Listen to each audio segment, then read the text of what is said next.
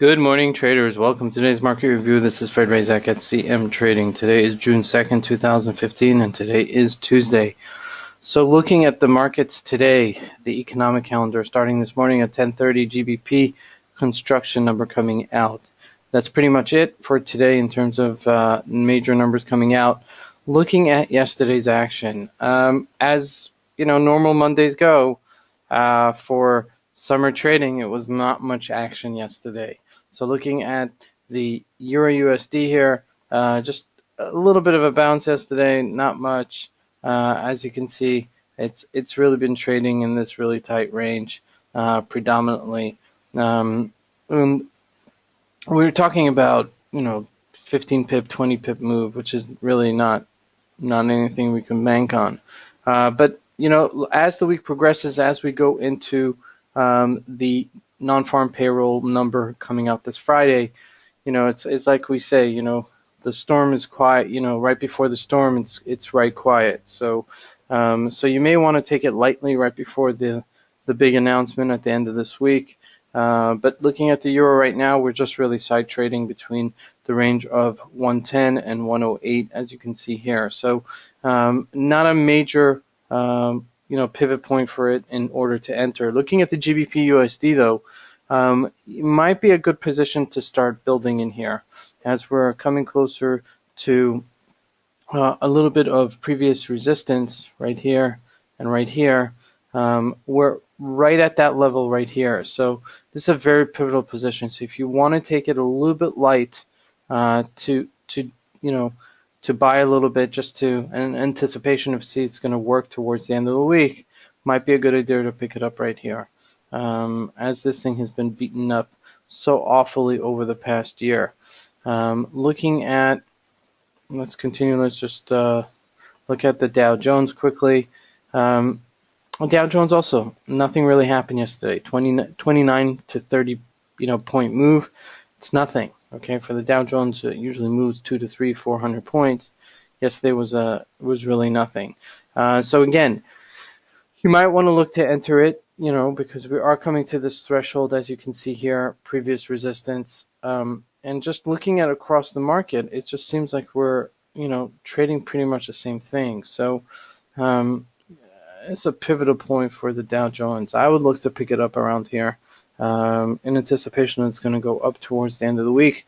I don't like to trade before the number just because you never know what's going to happen, and things could really turn around for the worse sometimes. But it looks like we have somewhat of a head and shoulders here.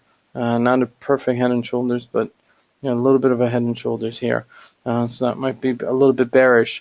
But you got to be in it to win it. So what I would suggest is going into it light, and just not, just choosing a side and sticking to that side, and, coming to terms if it's not working, just to close it out and to maybe flip it.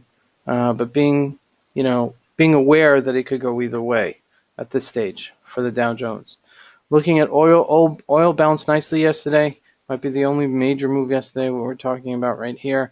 We had this big bounce from $58 above our line of threshold here, and we're going to continue trading. It looks like we're going to continue trading in this range, and we had mentioned this yesterday that if it was going to fall, it would falter this 56 level. It didn't, as you can see, and it's now trading at $60 a barrel, which is average for this particular commodity. As we see here, it's been beaten up so much since last summer, which is such a tremendous correction. And such a big, if you look at it, a big stimulus to the economy internationally, because things are costing less to ship, things are costing less to move around. Looking at gold here, okay, gold is beautiful. It's a beautiful chart. As we can see here, we had this tremendous move up to 1226. If you didn't catch it, and I'm sad to say that I did not catch it at this 1226 to have shortened it, you would have been in the money, about $30. So, that was a tremendous move on the downside. Maybe look to pick it up here. I'm not sure if this is really, coming to its end of this trading range and now finally faltering down. I'd like to see a major bar down when it does break it, for me to have some sort of confidence that it's going to go further down to maybe, catching this 1138 and move again. So, at this stage, maybe pick it up a little bit, buy a little bit here as it reaches its threshold closer to 1183, 1182-ish level, trigger buy for anticipation that it's going to continue trading in this range. However, like I said, if it does sell off really hard and we break this 183 with a big bar, I'd be less inclined to do it.